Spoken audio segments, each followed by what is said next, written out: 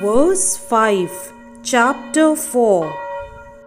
Shri Bhagavanuvāca Bahūni me vyatitani janmani tava charjuna tanyaham veda sarvani na tvam vetha parantapa.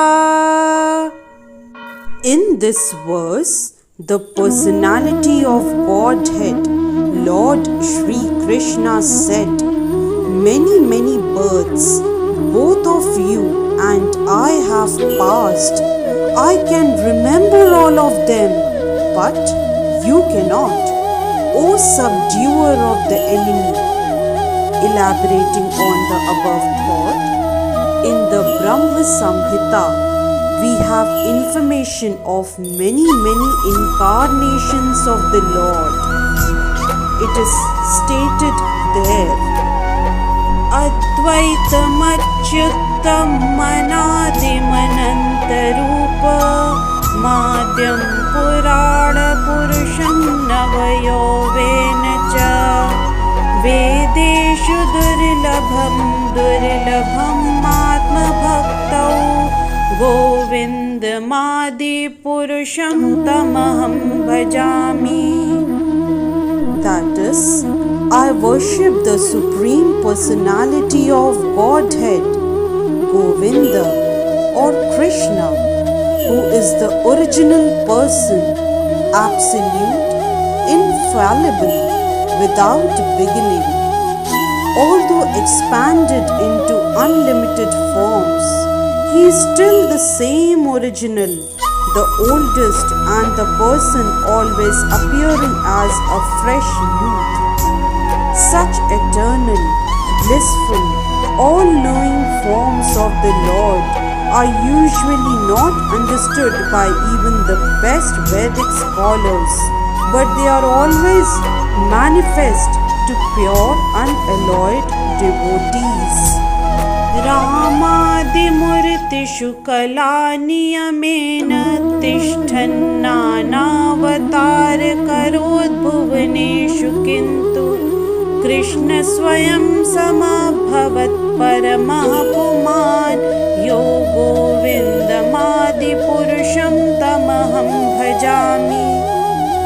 I worship the Supreme Personality of Godhead, Govinda Krishna, who is always situated in various incarnations such as Ram, Narsimha and many sub-incarnations as well, but who is the original personality of Godhead known as Krishna and who incarnates personally also.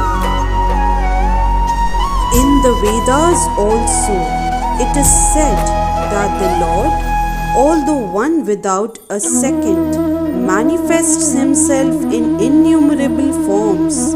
He is like the Vaidurya stone which changes color yet still remains one. All those multi-forms are understood by the pure, unalloyed devotees, but not by a simple study of the Vedas. Vedeshu durlabhamatma bhaktau. Devotees like Arjun are constant companions of the Lord, and whenever the Lord incarnates, the associate devotees also incarnate in order to serve the Lord in different capacities. Arjun is one of these devotees, and in this verse it is understood that some millions of years ago, when Lord Krishna spoke the Bhagavad Gita to the sun god Vivaswan, Arjun in a different capacity was also present. But the difference between the Lord and Arjun is that the Lord remembered the incident, whereas Arjun could not remember. That is the difference between the part and parcel living entity and the Supreme Lord. Although Arjun is addressed herein as the mighty hero who could subdue the enemies, he is unable to recall what had happened in his various past births. Therefore, a living entity, however great he may be in the material estimation, can never equal the Supreme Lord. Anyone who is a constant companion of the Lord is certainly a liberated person, but he cannot be equal to the Lord.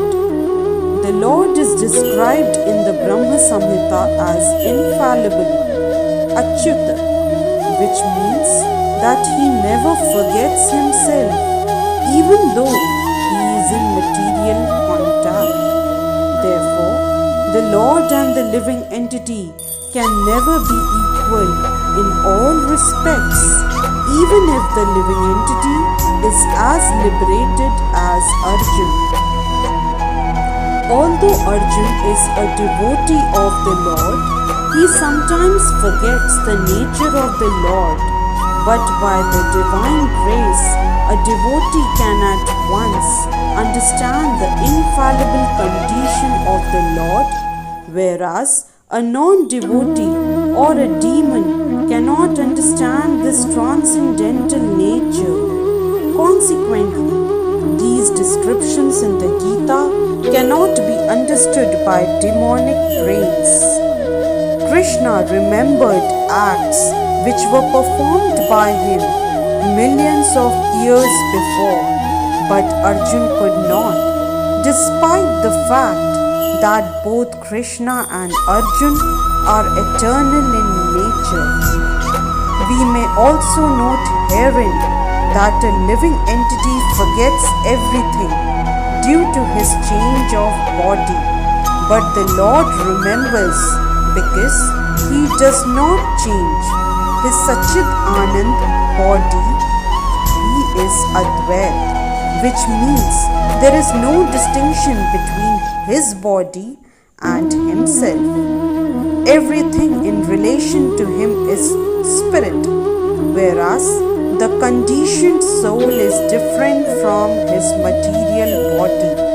And because the Lord's body and self are identical, his position is always different from that of the ordinary living entity. Even when he descends to the material platform, the demons cannot adjust themselves to this transcendental nature of the Lord, which the Lord himself explains in the next verse, that is verse 6 of chapter 4. Hence, verse 5 of chapter 4 is explained. Jai Shri Krishna. If you like today's video, please do like, share, subscribe and comment on the channel Mystic Faith.